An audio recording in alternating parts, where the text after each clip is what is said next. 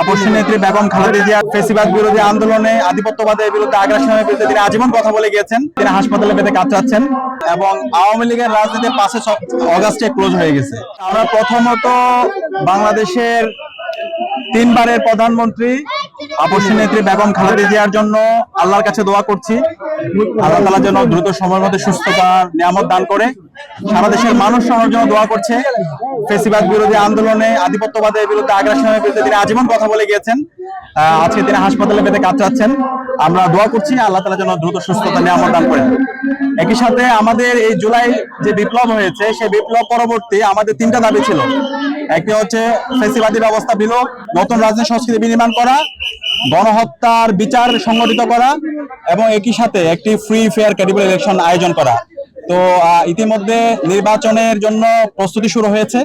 আমরা আশা রাখবো যে নির্ধারিত সময়, সেই নির্ধারিত সময়ের মধ্যে যেন নির্বাচন সংগঠিত হয় এবং নির্বাচনটা অবশ্যই ফ্রি ফেয়ার এবং ক্রেডিবল হতে হবে। টানা তৃতীয়বার অর্জন করেছে দেশের সেরা সুপার ব্র্যান্ড স্বীকৃতি বসুন্ধরা টিস্যু। গত 3 মেয়াদে যে নির্বাচনগুলো হয়েছে প্রত্যেকটা নির্বাচন বিতর্কিত নির্বাচন। যে তরুণ প্রজন্ম আছে 18 থেকে 35 বছর বয়সী, তারা ভোট দিতে পারেনি। তা আমরা আশা রাখবো আসন্ন নির্বাচনে সকল মানুষরা তারা তাদের ভোটাধিকার প্রয়োগ করতে পারবে এবং তাদের পছন্দের প্রার্থীকে নির্বাচিত করার মাধ্যমে আগামীর যে বাংলাদেশ, একটি বৈষম্যহীন ইনসাফভিত্তিক বাংলাদেশ, সে বাংলাদেশ বিনির্মাণ হবে। বাংলাদেশে ছাত্রলীগের রাজনীতি এবং আওয়ামী লীগের রাজনীতি 5 অগাস্টে ক্লোজ হয়ে গেছে। এখন নতুন বাংলাদেশে রাজনীতি করবে বাংলাদেশপন্থী যারা আছে তারাই।